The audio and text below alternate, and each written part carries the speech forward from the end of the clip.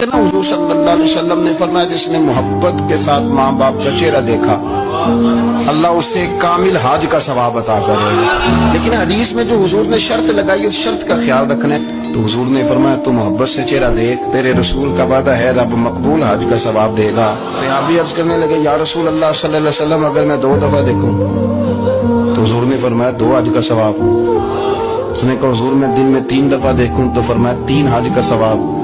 اس نے چوتھی بار کی بات کی تو حضرت ابو ہریرہ فرماتے ہیں حضور نے فرمایا تو جو پوچھتا رہے گا اور میں بتاتا رہوں گا تو بات ختم نہ کرے۔